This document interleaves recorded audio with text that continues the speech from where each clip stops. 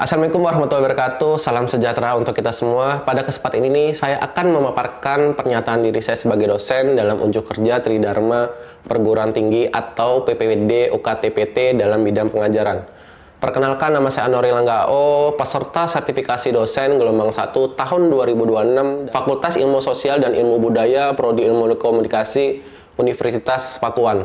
Saya menempuh pendidikan strata 1 atau sarjana di Sekolah Tinggi Multimedia MMTC Yogyakarta tahun 2017, serta magister di Universitas Budi Luhur Jakarta tahun 2019. Saya mendapatkan sertifikat BNSP atau Badan Nasional Sertifikasi Profesi tahun 2022 bidang fotografi kompetensi pengelolaan gambar digital, dan tahun 2024 bidang penyiaran TV dalam kompetensi kamera operator. Saat ini saya mengampuh mata kuliah pemrograman media TV dan radio dengan kode mata kuliah yaitu IKO 6174 di Prodi Ilmu Komunikasi Universitas Pakuan. Mata kuliah ini adalah mata kuliah wajib atau mata kuliah jangkar semester 6 atau semester genap dengan syarat sudah mengambil teknik dasar editing dan teknik dasar kamera di semester sebelumnya. Bagi mahasiswa ilmu komunikasi dengan konsentrasi televisi, radio, dan media baru atau TRMB. Di mata kuliah ini yang saya ampuh, saya berhasil membuat buku sebagai referensi tambahan untuk pembelajaran atau perkuliahan dengan judul Penyiaran Digital, Transformasi Digital di Era Konvergensi tahun 2026 dan sudah ber-ISBN. Di bagian ini saya akan menyampaikan dengan 3 konsep yaitu DIA, yaitu Delivery, Interaction, dan Assessment. Kegiatan perkuliahan harus memenuhi 3 komponen tersebut. Delivery menyampaikan materi pembelajaran, membahas apa saja yang akan disampaikan kepada mahasiswa. Interaction yaitu forum diskusi, membangun interaksi dan komunikasi dengan mahasiswa dalam perkuliahan. Yaitu yang terakhir yaitu assessment, bagaimana mengukur keberhasilan pembelajaran atau penilaian pencapaian mahasiswa secara objektif berupa tugas dan kuis. Adapun deskripsi mata kuliah ini akan menjelaskan seluk-beluk tentang pemrograman media TV dan radio secara teoritis dan praktis atau praktikum. Mata kuliah ini bertujuan untuk membekali lulusan sarjana ilmu komunikasi, Fakultas Ilmu Sosial dan Ilmu Budaya atau FISIP, Program Studi Ilmu Komunikasi, Universitas Pakuan mempunyai pengetahuan peranan dan pentingnya pemrograman media TV dan radio. Yang pertama yaitu mahasiswa akan mengetahui dan terampil dalam ruang lingkup pemrograman media TV dan radio seperti segmentasi program, positioning suatu program. Dan yang kedua yaitu mahasiswa akan memahami sumber daya manusia atau kru dari pra sampai pasca produksi di departemen produksi. Yang ketiga yaitu mahasiswa akan mengetahui apa saja sih jenis-jenis program beserta implementasi program atau format secara teknis itu seperti apa. Yang keempat yaitu mahasiswa akan mengetahui dan menganalisa rating dan share suatu program berdasarkan penjadwalan program serta bagaimana mempromosikan suatu program TV dan radio. Dan yang terakhir yaitu mahasiswa dapat menyusun dan merancang suatu proposal program TV dan radio yang profesional. Yang pertama yaitu delivery. Materi-materi yang diberikan kepada mahasiswa basisnya adalah capaian pembelajaran lulusan atau CPL, Prodi Ilmu Komunikasi Universitas Pakuan, kemudian diturunkan menjadi capaian pembelajaran mata kuliah atau CPMK. CPL dalam mata kuliah pemrograman media TV dan radio yang pertama yaitu lulusan mampu merasionalkan konsep, kaidah, proses penyusunan rencana, implementasi, memonitoring dan pengembangan program komunikasi serta pengetahuan tentang regulasi terkait bidang komunikasi. Yang kedua yaitu lulusan mampu mengambil keputusan secara tepat dalam konteks penyelesaian masalah di bidang keahliannya. Dan yang terakhir yaitu lulusan mampu mengkorelasi hasil kerja mandiri dan kelompok yang bermutu terukur dengan pemikiran logis, kritis, sistematis, serta inovatif dengan konteks socialpreneur dalam pengembangan ilmu komunikasi. Sementara CPMK mata kuliah pemrograman media TV dan radio yang pertama yaitu mampu memahami dan menjelaskan segmentasi dalam program TV dan radio. Yang kedua yaitu mampu memahami dan menganalisis dalam menentukan target audiens serta positioning terhadap program TV dan radio, dan menjelaskan sumber daya dari pra sampai pasca produksi departemen program stasiun TV dan radio. Dan yang ketiga yaitu mampu mengetahui, memahami, dan merancang tentang jenis-jenis program TV dan radio. Dan yang terakhir atau yang keempat yaitu mampu memahami dan menganalisa faktor apa saja yang mempengaruhi suatu program TV dan radio, program berdasarkan rating dan share berdasarkan penjadwalan program, serta bagaimana menjelaskan promosi program TV dan radio. Dari CPMK tadi, kami turunkan lagi menjadi sub CPMK yang pertama, yaitu ruang lingkup pemrograman media TV dan radio terkait segmentasi dalam program TV dan radio. Itu dijabarkan di pertemuan pertama dan kedua dengan materi yaitu ruang lingkup pemrograman media TV dan radio, sejarah, sifat, dan fungsi ide dasar segmentasi dan regulasi dalam program TV dan radio. Dan sub CPMK yang kedua yaitu memahami dan menganalisis target audience serta positioning dalam program TV dan radio, serta bagaimana sumber daya manusia Departemen Program TV dan Radio, dan itu diturunkan menjadi pertemuan ketiga, 4, 5, dan 7, yang dimana membahas soal demografi audiens TV dan radio, geografi dan psikografi audiens TV dan radio, positioning dalam suatu program di stasiun TV dan radio, dan yang terakhir yaitu bagaimana sumber daya manusia khususnya pra sampai pasca produksi Departemen Program TV dan Radio. Dan yang selanjutnya yaitu sub CPMK yang ketiga, mampu memahami dan merancang tentang jenis-jenis program TV dan radio serta bagaimana implementasi produksi atau format secara teknis. Dan itu diturunkan menjadi pertemuan 9, 10, dan 11 yang dengan materi yaitu jenis-jenis program TV. Yang dijabarkan materi tentang jenis-jenis program radio, jenis-jenis program TV, serta implementasi produksi yaitu format secara teknis itu seperti apa.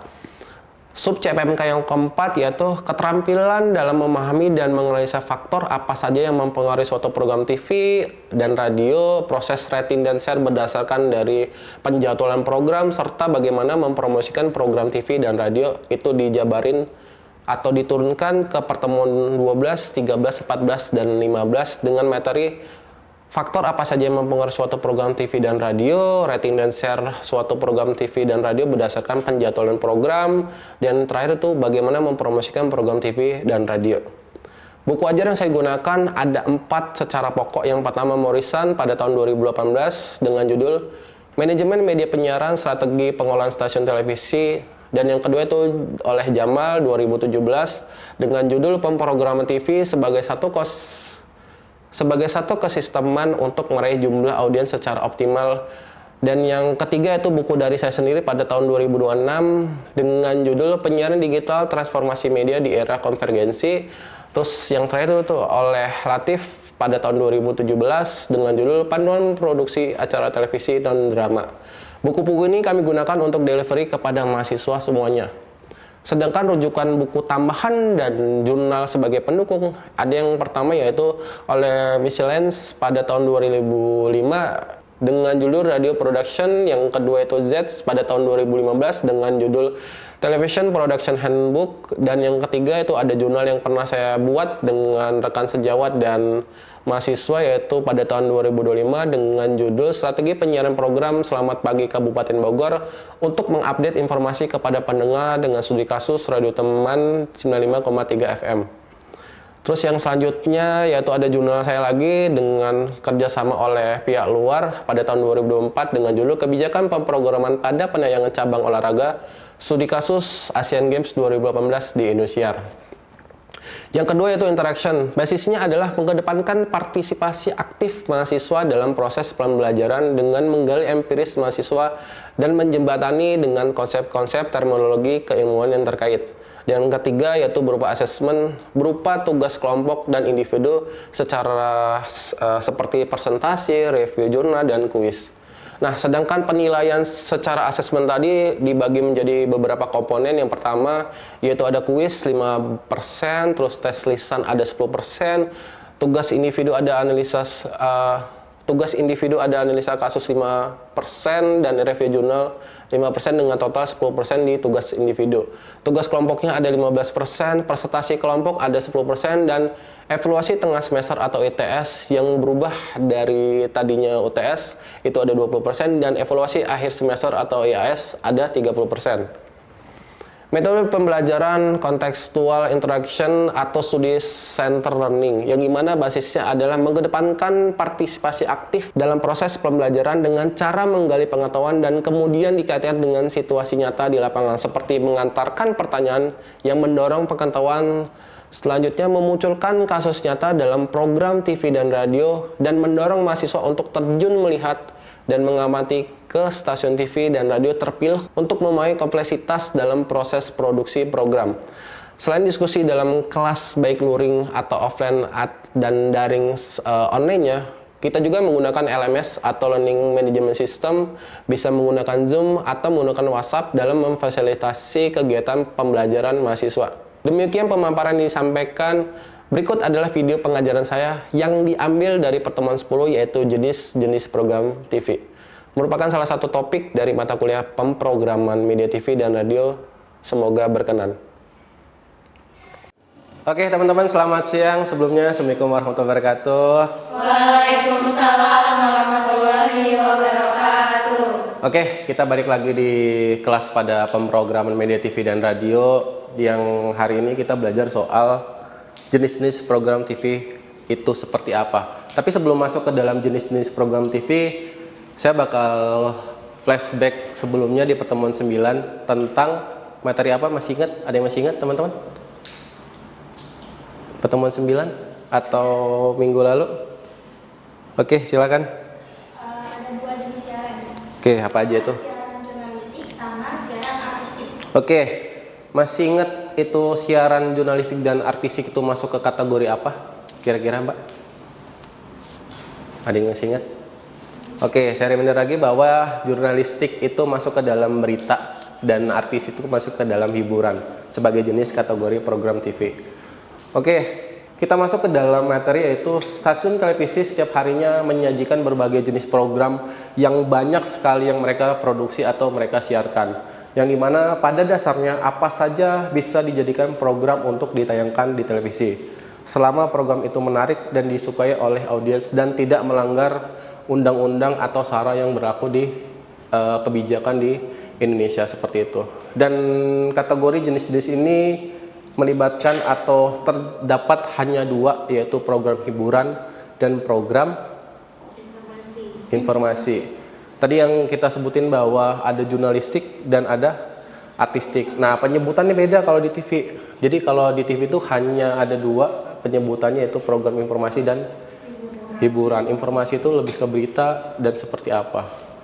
Masuk ke kategori informasi itu dibagi lagi teman-teman menjadi 2, yaitu hard news dan soft news.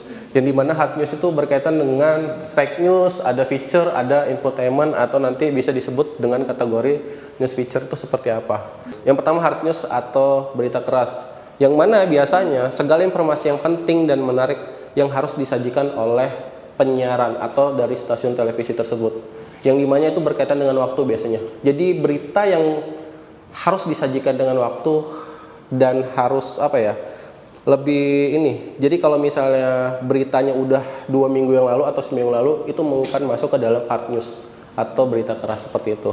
Yang dimana biasanya dalam berita keras dapat dibagi menjadi beberapa bentuk berita. Yang pertama yang tadi saya sebutkan itu ada strike news. Yang dimana dari strike aja udah kita lihat bahwa itu langsung atau berita langsung, yang dimana tidak secara detail informasi yang disajikan oleh program strike news tadi, tapi mencakup 5W1H. Jadi informasi yang disajikan di strike news itu masuk cangkupan 5W1H. Yang dimana contohnya ada acara Net Siang Net TV, terus ada acara Breaking News di Kompas TV, seperti itu. Kita lanjut teman-teman. Oke. Yang kedua yaitu ada news feature. Biasanya diringkas atau membuat program itu secara ringkas dan ringan, tidak sedetail jenis-jenis program yang sebelumnya. Yang biasanya jika feature berkaitan dengan hal penting itu masuk ke dalam kategori news feature. Tapi kalau tidak dikaitkan dengan waktu, tadi masuk ke dalam feature aja, seperti itu. Jadi contohnya ada acara Jejak Si Gundul Trans 7, ada acara Mozaik Islam Trans TV, dan ada acara Petualangan Cantik di Trans TV, seperti itu teman-teman. Terus yang selanjutnya itu infotainment. Biasanya program-program ini berkaitan dengan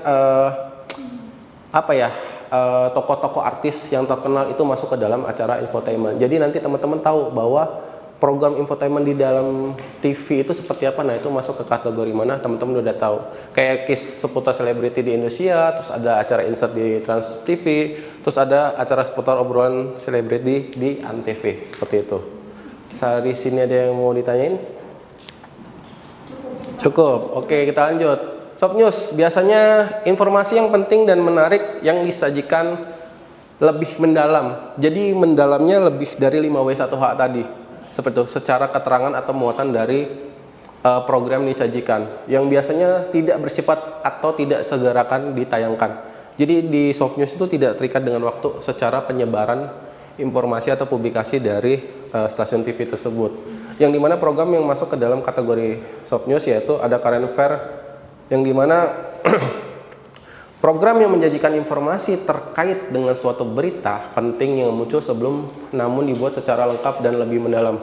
Jadi lebih mendalam dibandingkan hard news tadi kalau masuk ke kategori soft news. Nah, contohnya ada acara Kick Andy, ada acara Newsline di Metro TV, terus ada acara Susi Ombak, walaupun ada beberapa program yang contohnya ini sudah tidak ada lagi atau bungkus secara program seperti itu. Ada magazine, mirip seperti biasanya yang diangkat itu topik-topik ringan. Biasanya kalau magazine yang di program magazine tuh yang magazine cetak atau majalah cetak divideokan. Nah, masuknya ke dalam rubrik-rubrik. Jadi ada rubrik misalnya payung rubriknya tuh tentang kesehatan. Nah, masing-masing magazine itu membahas kesehatan masuk apa saja sih? Bisa dari makanan, bisa dari olahraganya dan lain sebagainya. Nah, itu masuk ke dalam magazine.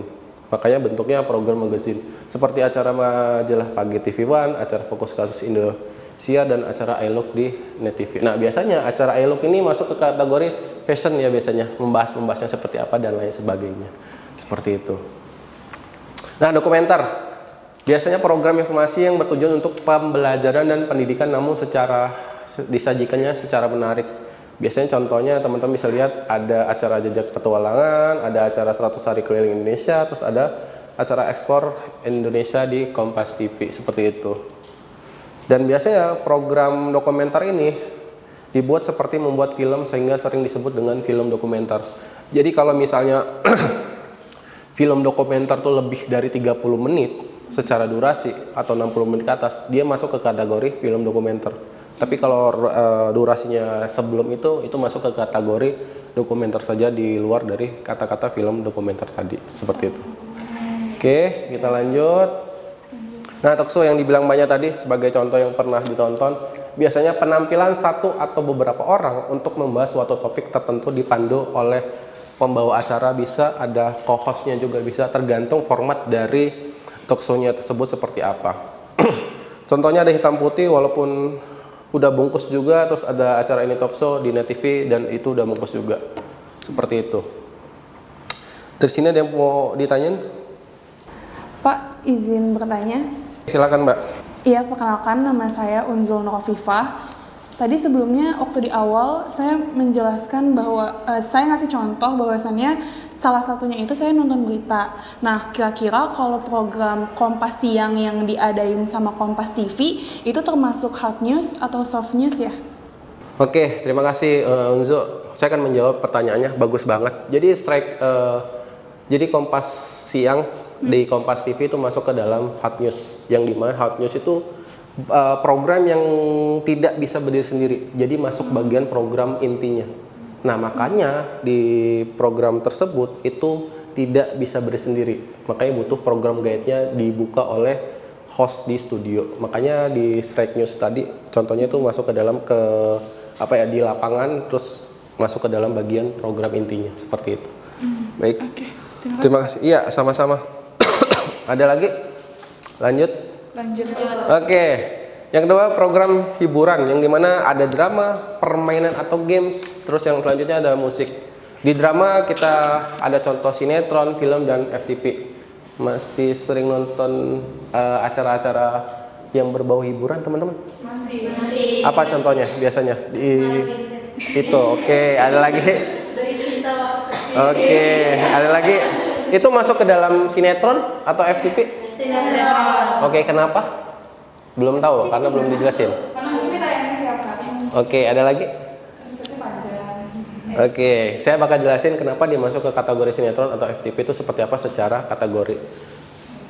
Di drama yaitu biasanya berasal dari kata Yunani yang berarti tindakan atau berubah atau action.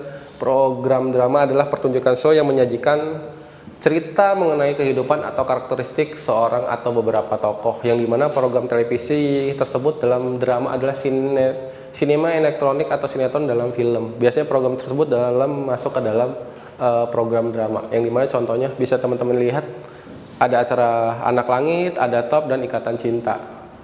Nah, kenapa masuk ke sinetron tadi? Karena berepisode-episode. Terus ada lagi karena alurnya jelas. Ketika pembuatan sinetron itu alurnya jelas, titiknya sampai mana dengan berbagai macam bintang tamu atau pemain intinya di dalam program tersebut, seperti itu. Terus ada film, biasanya film ini disebut ya masuk ke layar lebar dan lain sebagainya. Bisa genrenya bisa action, bisa apapun itu bentuknya, tergantung filmnya itu seperti apa. Nah, terus yang selanjutnya yaitu permainan atau game show. Suatu bentuk program yang melibatkan sejumlah orang baik individu atau kelompok yang saling bersaing dan mendapatkan hadiah. Jadi kalau misalnya ada game yang itu modelnya ada apa ya? Ada permainan di situ dan merebutkan hadiah, itu masuk ke kategori permainan atau game show. Seperti itu. Dan dibagi menjadi 3 jenis. Yang pertama ada quiz game. Jadi kenapa quiz game itu masuk ke dalam game show secara kategori tadi? Kita bisa lihat permainan tebak kata, lagu, dan tantangan untuk menebak permainan. Jadi ada dipandu hostnya, terus ada kelompok atau individu yang saling adu untuk merebutkan hadiah, seperti itu biasanya. Dan ini contohnya bisa acara Perpadu dalam Melodi, terus ada Milioner, dan acara Taktik Boom di GTV. Walaupun beberapa program sudah tidak ada lagi. Ada ketangkasan, biasanya memerlukan fisik, ketangkasan, kecerdasan, dan contohnya biasanya ada acara Ninja Warrior di RCTI, terus ada acara Mission X. Biasanya secara format mereka sama, tapi apa yang membedakan? Tapi ya, apa yang membedakan ketangkasan sama tadi game musik atau game show tadi? Berkaitan dengan fisik. Aku ya skip. Oke, terus yang membedakan sama ketangkasan? Fisik. Oke, itu yang membedakannya ketangkasan sama kuis tadi. Secara formatnya mereka udah beda, walaupun sama-sama ada dipandu host dan ada sekelompok orang atau secara individu. Tapi yang dilibatkan itu kalau ketangkasan semua fisik, otak, dan lain sebagainya, itu masuk ke kategori ketangkasan. Nah, reality show yang selanjutnya itu di mana program ini menyajikan suatu situasi seperti konflik, persaingan, atau hubungan berdasarkan realitas yang sebenarnya. Menyajikan situasi sebagaimana apa adanya. Biasanya apa yang terjadi di lapangan itu dibuat secara reality show, seperti itu.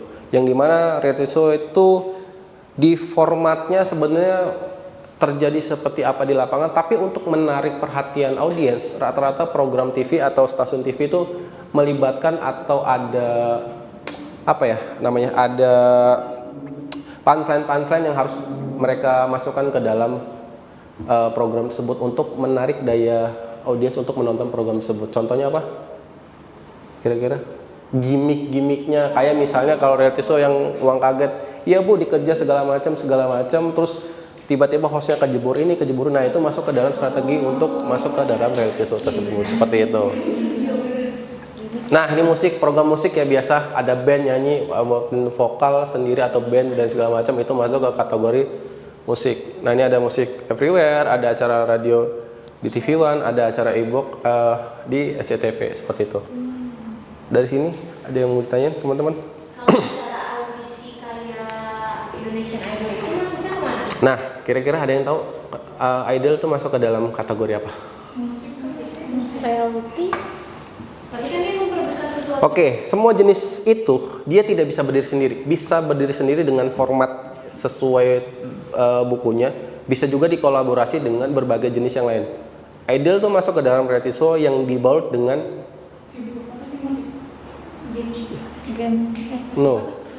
yang dibalut dengan games. Dengan formatnya menyuarakan atau nyanyi tadi, seperti itu. Betul, Master Chef itu masuk ke dalam reality show. Kenapa? Karena ada gimmick-gimmick yang dipadukan dengan di lapangan seperti apa dan proses editingnya seperti apa untuk memperkuat gimmick tersebut untuk menarik audiensnya tadi seperti apa. Ada yang mau tanya? Bapak, saya izin tanya. Perkenalkan, nama saya Nur Aliza. Tadi kan Bapak udah jelasin. Nah, di sini saya mau tanya, apa definisi perbedaan sifat baik itu dari hard news dan soft news? Oke, sebenarnya sifat definisi tadi yang berdasarkan karakteristik perbedaannya itu di slide berikutnya. Di hard news itu ada 5, di soft news ada 5. Yang dimana definisi berdasarkan sifatnya kalau di hard news harus ada peristiwa terlebih dahulu. Jadi kalau kalian buat program di hard news, kalau tidak ada peristiwa kalian nggak bisa bikin programnya. Tapi kalau di soft news itu bisa, nggak harus ada peristiwa. Jadi kalau peristiwanya nggak ada, ya kalian buat aja, membuat peristiwa tersebut menjadikan programnya yang kalian mau. Oke, yang kedua yaitu peristiwa harus aktual atau baru terjadi. Kenapa hard news itu dibuat baru terjadi? Karena berkaitan dengan waktu. Tapi kalau soft news itu tidak berkaitan. Jadi mau kapanpun secara case beritanya mau tahun lalu kalian angkat secara program yang kalian pengen, ya nggak apa-apa, nggak ada kayak gitu, masih bisa relevan. Yang selanjutnya itu harus segera ditayangkan atau disiarkan. Kenapa? Karena berkaitan dengan waktu. Tapi kalau soft news tidak harus atau timelessnya bebas sesuai dari format yang kalian mau. Yang di hard news yang keempat itu mengutamakan informasi penting saja. Kenapa? Karena 5W1H. Informasi penting itu berkaitan dengan 5W1H. Kalau lebih mendalam masuk ke kategori soft news atau detail tadi. Terus yang terakhir yaitu tidak menekankan sisi human interest-nya. Tapi kalau soft news itu berkaitan dengan human interest-nya itu seperti apa. Jadi topik objek utama dalam program tersebut itu harus jelas siapa. Tapi kalau di hard news tidak. Jadi semua masuk ke dalam kategori di pemerannya seperti itu. Oke, semoga bisa menjawab. Cukup, Pak. Lanjut, ini tugas untuk minggu depan teman-teman. Jadi saya tekankan lagi bahwa materi hari ini materi hari ini berkaitan dengan jenis-jenis program TV tadi yang dimana oleh Jamal dengan buku yang program manajemen non drama tadi, produksi non drama. Tapi untuk minggu depan kalian dibagi menjadi 3 kelompok. Yang dimana masing-masing kalian memilih nih TV atau radio mana yang kalian bakal analisis dan cari 5 program di TV stasiun tadi yang kalian pilih seperti itu dan dipresentasikan di minggu depan, dibuat PPT dan dipresentasikan di minggu depan seperti itu. Ada pertanyaan lagi? Ya, Pak. Oke. Berarti TV sama radionya jangan sampai sama ya, Pak? Enggak, harus memilih saja antara radio atau TV, bukan dan. Jadi kalau kalian cast stasiunnya TV atau radio, milih salah satu aja. Berarti kalau miliknya TV berarti programnya ada di TV aja? Iya, minimal 5 program dan kalian analisis dan kalian presentasikan di minggu depan. Cukup? Berarti jangan sampai sama-sama. Betul, jadi nanti ketika kalian ada kendala untuk presentasi atau pengerjaannya, saya akan memfasilitasi kalian melalui LMS atau Learning Management System yang ada di kampus, terus kalian bisa WA saya secara japri untuk menanyakan bagaimana progresnya atau kendala yang kalian lakukan, seperti itu ya. Oke, mungkin cukup sekian untuk presentasi kali ini di pertemuan 10. Di pertemuan berikutnya kita akan membahas soal implementasi program itu seperti apa, secara format, secara teknis itu seperti apa, seperti itu ya. Itu bakal saya presentasikan ketika kalian sudah mengerjakan tugasnya dan kalian presentasikan. Oke, cukup sekian teman-teman. Sampai ketemu di minggu depan. Saya akhiri. Assalamualaikum warahmatullahi wabarakatuh.